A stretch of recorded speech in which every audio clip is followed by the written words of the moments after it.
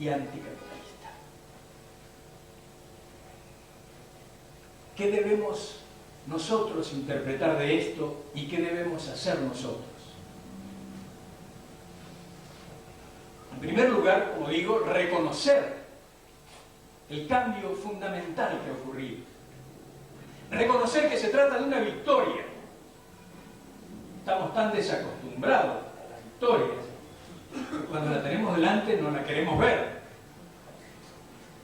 Pero esto es una estratégica victoria de las fuerzas de PRO, de un amplísimo conjunto de fuerzas. Lo primero es entonces reconocerlo.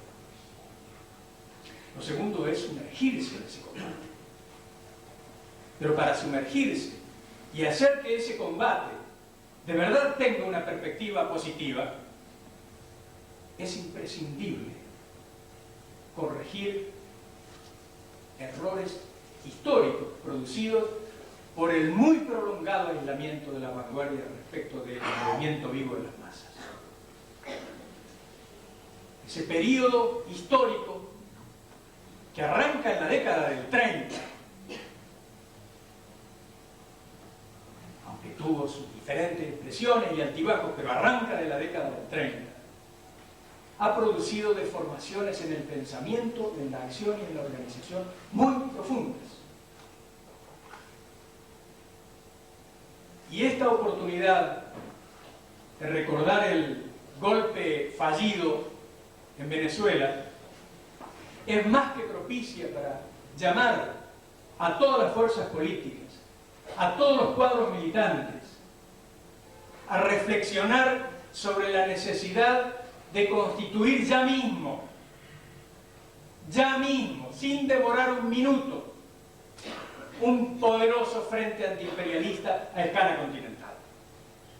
Porque nadie puede confundirse.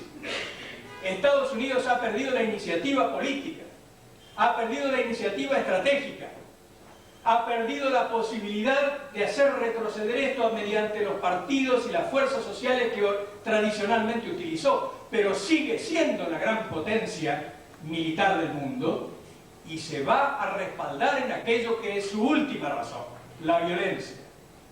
Cuba y Venezuela están amenazadas por el imperialismo. El imperialismo apunta a invadir militarmente a Venezuela y a Cuba. Nadie puede confundirse con eso. Fue muy impresionante cuando el 2 de marzo,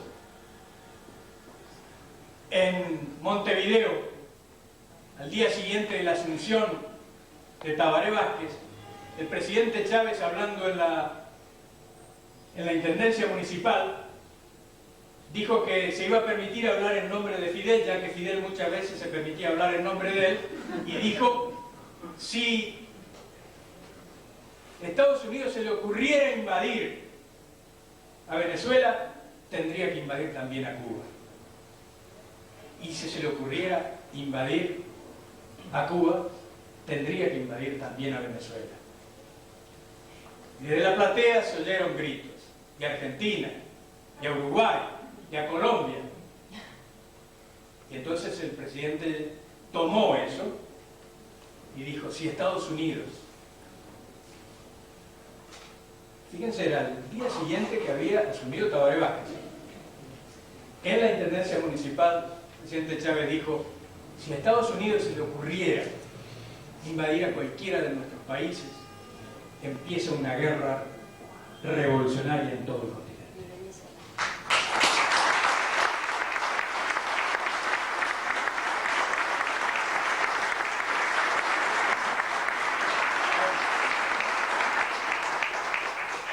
Ahora, nuestra gran tarea no es preparar esa guerra. Nuestra gran tarea es impedirla. Nuestra gran tarea es impedirla y estar seguro de que no se la impide arrodillándose delante de ellos. Que solamente se la podrá impedir estructurando la fuerza que hoy existe en el continente, siendo capaces de congregar a cientos de millones de personas contra un objetivo preciso, el imperialismo yanqui, y cada uno desde su trinchera, cada uno con su bandera, que no son las mismas, pero que tienen estos puntos en común.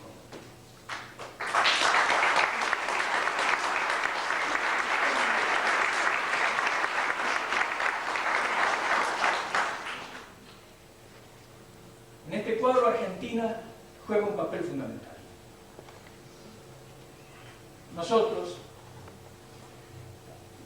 nos hemos dejado convencer de que este país no tiene, como dicen los venezolanos, no tiene compón, no lo compone nadie. Yo no lo creo. Este país tiene glorias muy grandes, individuales y sociales. Hay que saber rescatarlas. Hay que saber mostrárselas a las nuevas generaciones. Hay que saber aprender de ellas y hay que saber repetir aquellas glorias. Está la posibilidad concreta de que Argentina dé un gran salto. Pero no será fácil.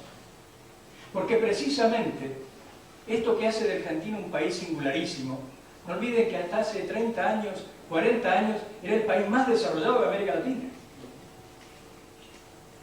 País con la clase obrera más organizada y más combativa del mundo. El país donde más huelgas hubo y donde más se utilizaron todos los métodos de lucha imaginables de la lucha social y política. Y seguimos teniendo todo eso. Está enterrado, está malversado, está invisible muchas veces, pero está. Y el enemigo lo sabe muy bien. No se puede permitir que Argentina se vaya a este bloque. Es preciso una reflexión profunda sobre este punto. Todas las fuerzas de izquierda deben reflexionar sobre este punto. En este momento Argentina está alineándose con un bloque que choca con el imperialismo. Nosotros sabemos muy bien desde dónde. Nosotros sabemos muy bien cómo y nosotros creemos saber muy bien hasta dónde si seguimos igual que ahora. Pero hoy es eso. Y eso significa la multiplicación de los esfuerzos imperialistas para impedirlo. No se podrá conquistar el corazón y la cabeza de las masas argentinas si no entendemos eso. Debemos entender que estamos bajo fuego imperialista. Debemos ser la vanguardia de esa lucha. Y debemos entender cómo se están posicionando las distintas fuerzas. Todos los días cambiando. Debemos tener la inteligencia para saber manejar ese cambio permanente, constante. Que romper con el pensamiento formal, con la lógica formal, que nos hace creer que las cosas son siempre lo mismo.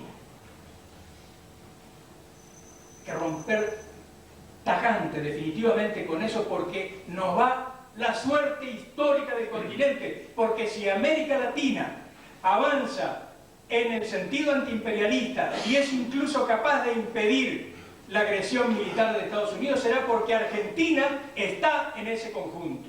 Y para que Argentina esté, sus vanguardias históricas deben saber interpretar el momento y deben saber conducirlo.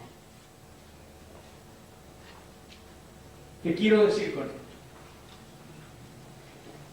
En primer lugar, quiero decir que no vayamos a cometer el error que se cometió durante la década del 90, de que como todo estaba perfecto, entonces este país andaba perfecto.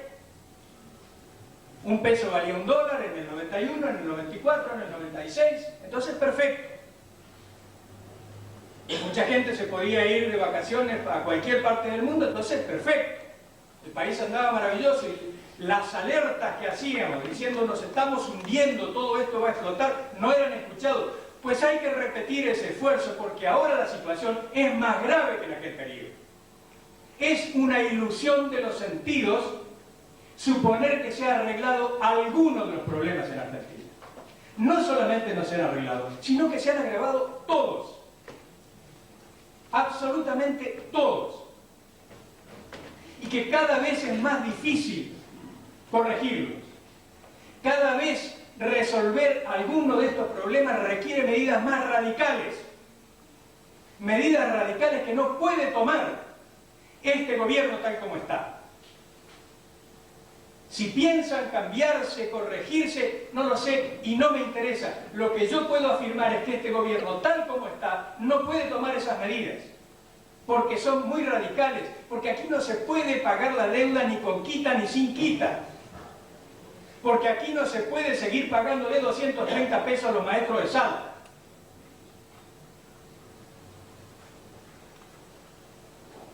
Y entonces, ¿cómo hacemos nosotros para conseguir que de esta situación, desde este cuadro, se pueda pasar a una situación en la que la nación argentina y sus partes componentes genuinas puedan articular una política antiimperialista de verdad? En primer lugar, no dar por hecho lo que hay que hacer. No dar por hecho lo que hay que hacer. Yo a veces escucho a algunos compañeros, por los cuales siento el máximo respeto, que nos proponen medidas como si sencillamente uno pudiera conjurar a la realidad con palabras. Es una actitud religiosa, una actitud mística, una actitud casi mágica. No puedo dominar un fenómeno, entonces lo nombro, y nombrándolo parece que lo domino. No. No va a ser así. Para dominar esto, tenemos que formar una gran fuerza política y tenemos que proponernos algo que también había salido para siempre de la agenda, pero que está en la agenda y lo va a estar mucho más agudamente cada día que pase. Es la lucha por el poder político. No puede ser que las organizaciones y los cuadros que se consideran revolucionarios acepten que hay una crisis del capitalismo, acepten que hay amenaza de invasión a nuestro continente, acepten que así no se puede seguir. Pero cuando programan una lucha, lo único que pretenden es un aumento de salario o conseguir una banca en algún lado, aunque sea de concejal. No puede ser. Es preciso rearmar la conciencia militante con la noción de la lucha por el poder político y tirar por la borda todo ese veneno que se nos inculcó desde distintas latitudes para explicarnos que hay que hacer la revolución sin tomar el poder. No, señor.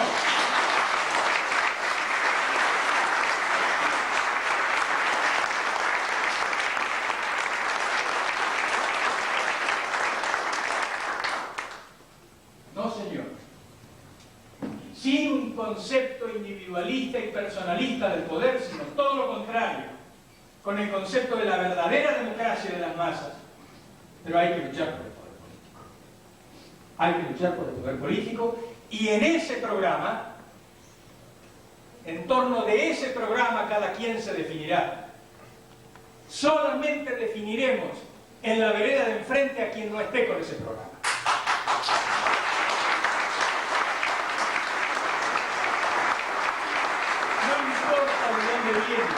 No importa. Hay que entender precisamente lo que es de verdad la dialéctica, la transformación de todo. Y la crisis es la gran transformadora de todo. Los que no pueden entender, los que no pueden pensar con las leyes del pensamiento que hace 2500 años nació en la Grecia antigua, los que no pueden pensar así y siguen pensando con la lógica formal, no están, no pueden estar, no estarán a la altura de las grandes tareas que tenemos por delante. Y no voy a entrar en los detalles de eso. Vamos a darle la palabra a Alicia. Hemos hecho una división del trabajo. Pero sí déjenme decirles que yo creo que urge que nosotros seamos capaces de construir una herramienta política de base. Urge que lo hagamos. No hay la menor posibilidad de suponer que tenemos un futuro de paz y armonía y de desarrollo paulatino y creciente de nuestra economía y de nuestra sociedad. No es verdad. Digámosle a nuestro pueblo que eso no es verdad, que no hay base material para resolver estos problemas si no se toman medidas muy profundas, y para tomar medidas muy profundas no se trata de demandárselas a un determinado gobierno, hay que tener la fuerza social suficiente para imponerlas.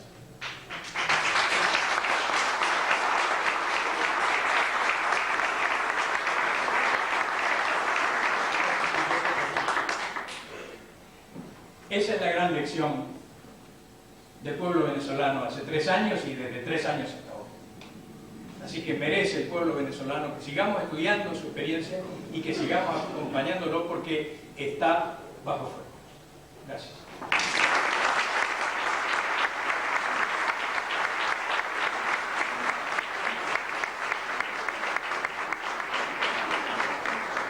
Compañeras y compañeros, amigas y amigos, todos,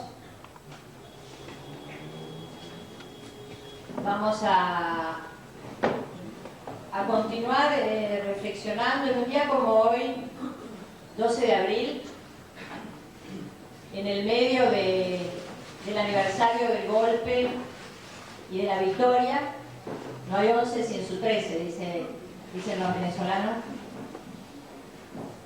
Es una ocasión para reunirnos, en general, Luis Bilbao y yo, para estas efemérides. El año pasado y en el 2003 estábamos en Caracas, estábamos en homenajes extraordinarios, homenajes mutuos entre el presidente y el pueblo al que le ha delegado el poder, y el pueblo y su presidente que lo ha devuelto al poder.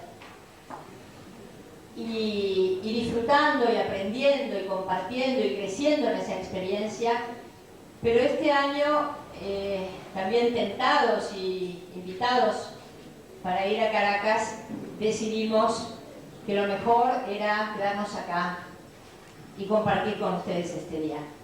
Y bueno, este es el principio de nuestra conversación de esta noche. Nos parece que el mejor homenaje que le podemos hacer a ese bravo pueblo venezolano que salió a la calle, que dio una victoria contra el imperialismo, que reconquistó el poder, que no se dejó arrebatar el poder de las manos. El mejor homenaje que merece ese bravo pueblo es el de que nosotros compartamos y aprendamos de su testimonio, de su experiencia.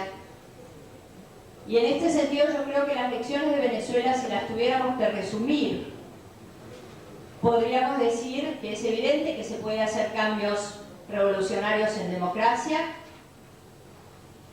que es claro que un gobierno que haga cambios revolucionarios va a obtener el apoyo masivo de ese pueblo y decidido de ese pueblo, y también es claro que para que esto suceda el poder tiene que estar asentado verdaderamente en el pueblo, que es el único que va a garantizar las transformaciones profundas y la continuidad de esas transformaciones en el tiempo.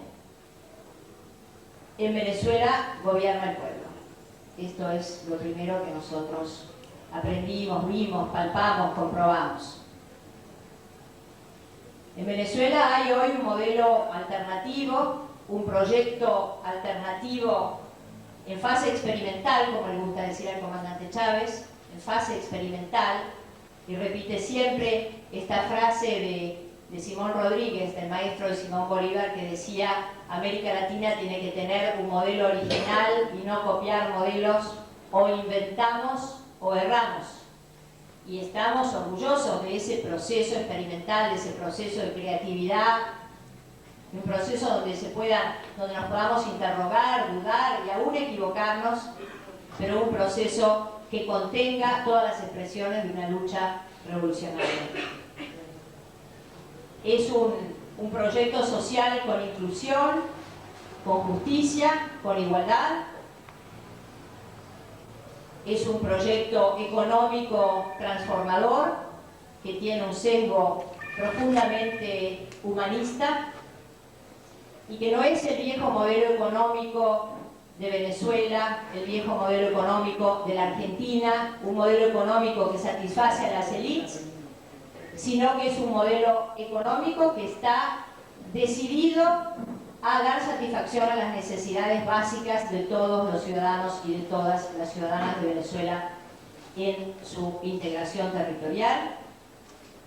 Es un modelo de desconcentración activa de la economía, una desconcentración que tiene un gran activismo estatal, porque como sabemos muy bien los argentinos por nuestra propia experiencia, la economía puede crecer pero se sigue concentrando, lo que pasa hoy en la Argentina.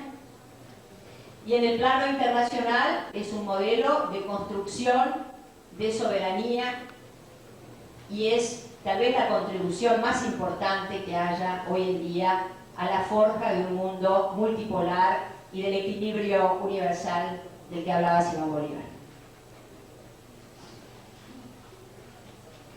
Podemos compartir, si nosotros queremos bajar estas lecciones, que es de lo que más nos interesa, aunque ninguna revolución es exportable, pero queremos bajar y tomar estas lecciones para nuestro pueblo, para nosotros, para poder trabajar, para poder compartir. Hoy seguramente nosotros nos podemos poner rápidamente de acuerdo en que la Argentina es un país enormemente rico y que el problema nuestro es cómo gerenciamos nuestra enorme riqueza. Este es nuestro problema, lo que nos deja muy claro que la pobreza es un producto del sistema. Nosotros no hablamos de combatir la pobreza, no nos gustan las campañas llamadas para combatir la pobreza, que pretenden naturalizar la pobreza como si fuera un fenómeno, como si dijéramos combatir el granizo, combatir alguna epidemia. Es decir, nosotros estamos dispuestos a luchar contra las causas de la pobreza, que tiene que ver con la pésima distribución del ingreso, que tiene que ver con la concentración de la economía, que tiene que ver con una concepción política, social y económica que naturaliza y que admite la desigualdad como premisa.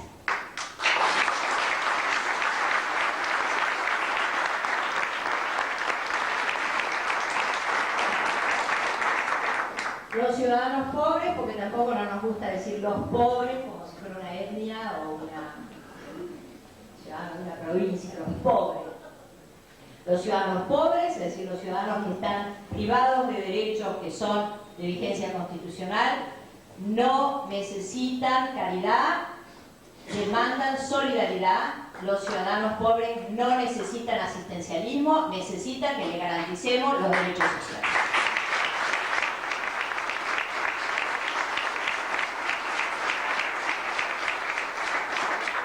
La segunda cuestión en la que estoy segura, porque además los conozco a casi todos ustedes y nos conocemos, la segunda cuestión en la que nos podríamos poner rápidamente de acuerdo es que las democracias neoliberales no garantizan la satisfacción de los derechos humanos. Derecho a la vivienda, derechos humanos. Derechos humanos es mucho más que un museo, que bajar un cuadro, que reivindicar a los desaparecidos durante la dictadura. Derechos humanos es reivindicar los valores por los cuales aquellos desaparecieron y perdieron la vida.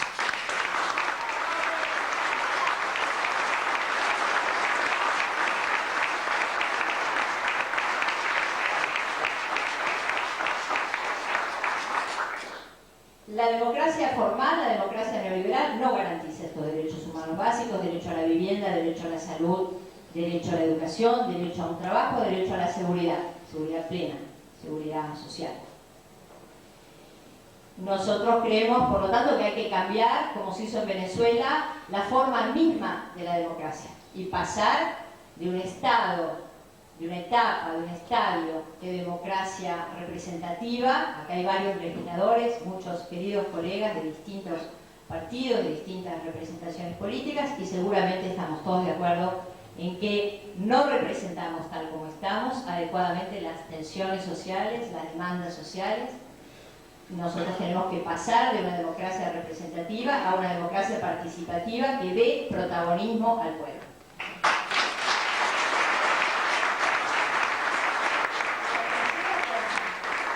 La tercera cuestión en la que creo que ya estamos de acuerdo es que no basta con estar conectados, que no basta con estar con los encuentros que tenemos por temas, por cuestiones puntuales, que no basta con estar relacionados, que no basta con que tengamos todas nuestras direcciones en internet, que no basta con estar movilizados, sino que es absolutamente imprescindible que nos demos una organización política y que esta organización política tiene que responder, como decía Luis antes, a una demanda de una internacional de la democracia revolucionaria.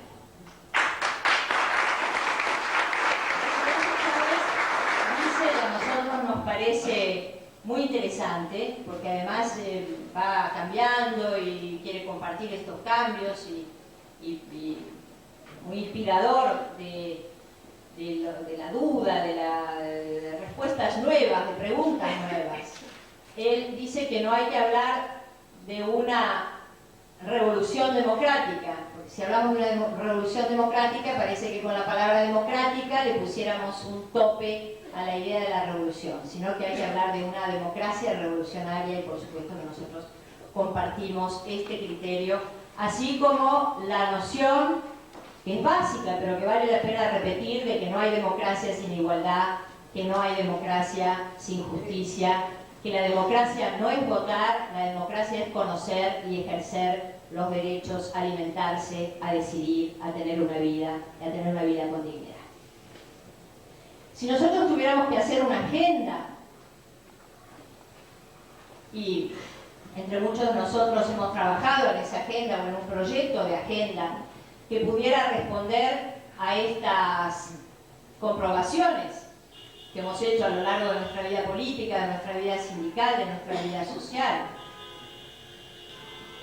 podríamos priorizar el reparto igualitario de la riqueza con los instrumentos que son clásicos, como una reforma tributaria, una reforma previsional, la inversión en trabajo, en la búsqueda de trabajo genuino, trabajo decente, la desconcentración activa de la riqueza, la integración del territorio, el manejo del comercio exterior, etc.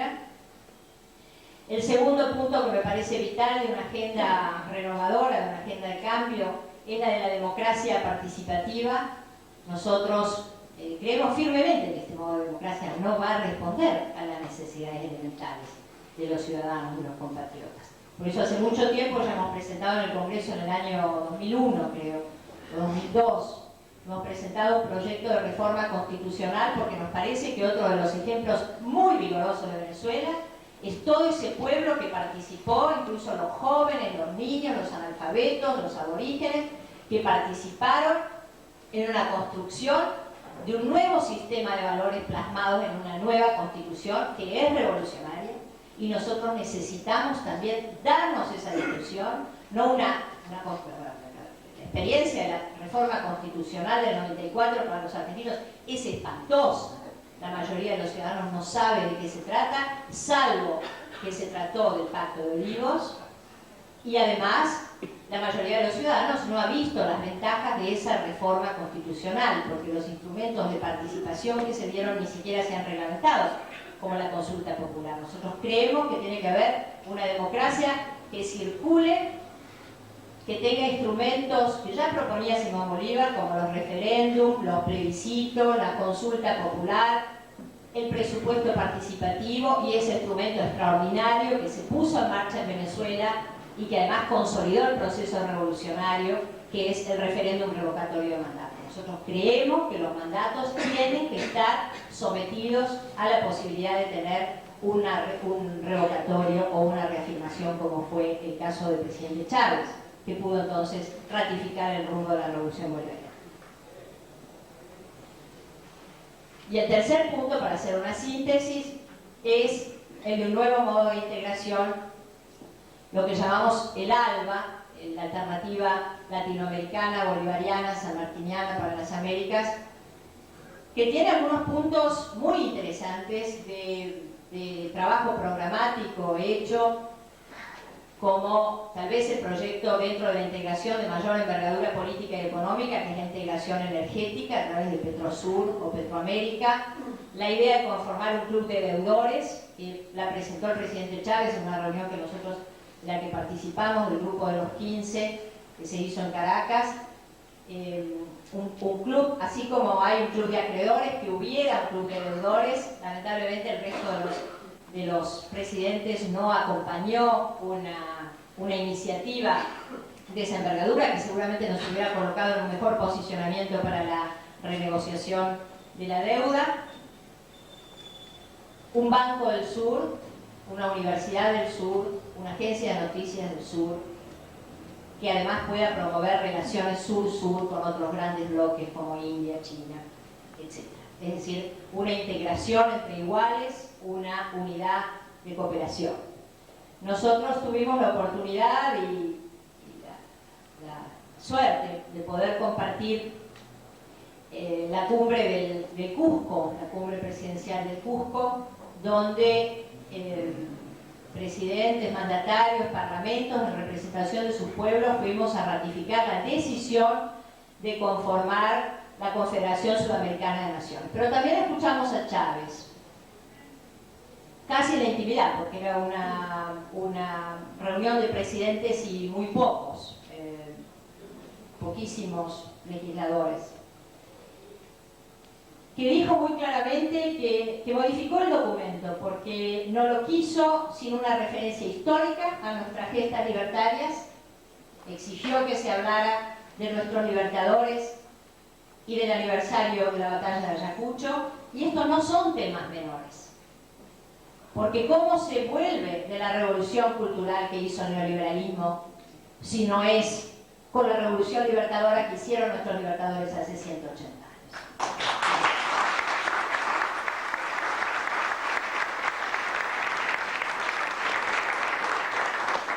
Seguir discutiendo por televisión con los economistas del sistema y los economistas del progresismo que rápidamente se pasan al sistema, o vamos más bien a referirnos de aquel partido americano que integraron San Martín con Bolívar, que concebían la liberación de nuestros pueblos con dos logros correlativos: independencia del imperialismo de la época y unidad. Nosotros creemos que es de este segundo modo y que no vale la pena que sigamos respondiendo a discusiones estériles, sino que nos concentremos en los temas más bien de fondo. Y después, aparte de querer incluir la referencia histórica necesaria a nuestras gestas libertarias, Chávez dijo que no valía la pena organizar una Confederación Sudamericana de Naciones si no era con un fin social y si no era con el estricto sentido y un plazo para erradicar la pobreza y la miseria de América del Sur y de América Latina. Y forzó las cosas, alguien lo llamó joven, alguien le dijo, otro presidente dijo que tenía un impulso juvenil al hacer estas demandas. Ustedes saben que se suele descalificar lo joven o la utopía con relativa facilidad. Y Chávez dijo, tengo 50 años, dijo en ese momento, y me siento como de 100 después de haber vivido lo que he vivido los últimos 20. Y por eso hablo de lo que estoy hablando y de la urgencia y de la necesidad de hacer esta unidad de América del Sur con el objetivo preciso de erradicar la indignidad de la miseria en un continente profundamente rico. Enorme.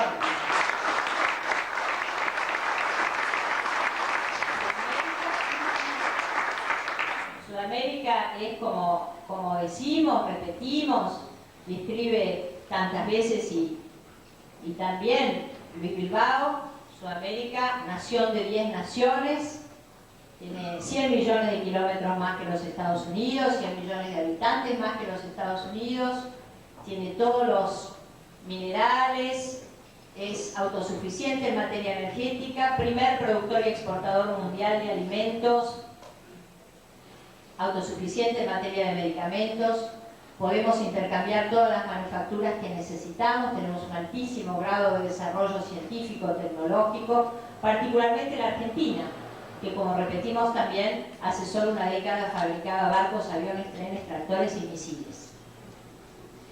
De modo que somos enormemente ricos y hay que dejar de naturalizar que se pueda vivir como pobres en un continente rico. Pero somos enormemente ricos con la única condición de que estemos unidos, ¿no? Y que sigamos, como hace 180 años, luchando contra el imperialismo, pero de esta época. Después, al día siguiente, nos fuimos al terreno de la batalla de Ayacucho. Acá hay creo que los tres argentinos que estamos acá.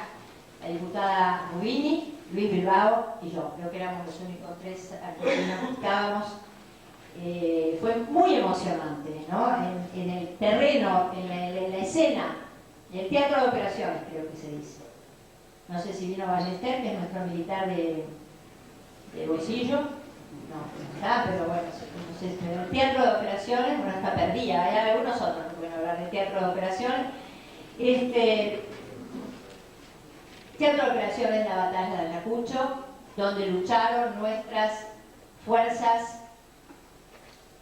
La verdad es que daba una pena que algunos no hubieran ido porque les daba mal de altura. Y nosotros pensábamos en nuestros soldados, que a nuestros granaderos que llegaron a Ayacucho después de 6 años de no volver a su casa, que estaban en patas, con pulgas, con piojos, y seguían peleando y fueron ahí a dar la vida en un ejército multinacional sudamericano para dar una batalla definitiva contra el Imperio Español.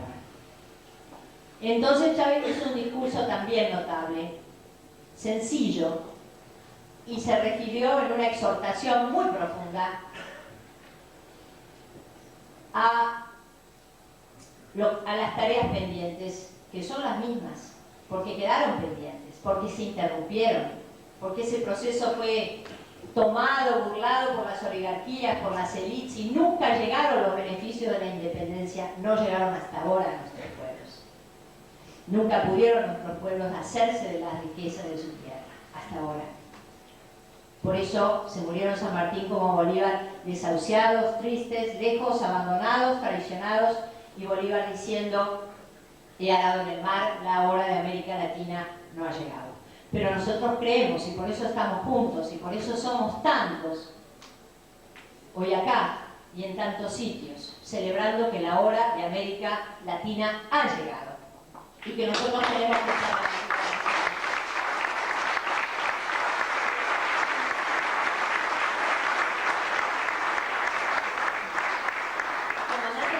Hizo ese día una exhortación a todos, pero sobre todo a los mandatarios, según dijo. Recordó las batallas del mariscal Sucre, el gran mariscal de Ayacucho, cuando dijo: de nada habrá valido la independencia de América del Sur si no hay unidad, si no hay igualdad y si no hay justicia. Lo mismo que dijo Manuela Sáenz en sus cartas doloridas y finales al Libertador, la mujer del Libertador, como dice Chávez, la libertadora del Libertador, cuando le escribió de qué nos ha valido tanta sangre, de qué nos ha valido tanta lucha si nuestros niños siguen siendo mendigos y nuestros indios siguen en patas. Bueno, pues hoy nuestros niños siguen mendigando acá nomás en la puerta y nuestros indios siguen en patas. O sea que las necesidades están allí para que nosotros salgamos a responder. Y luego vino la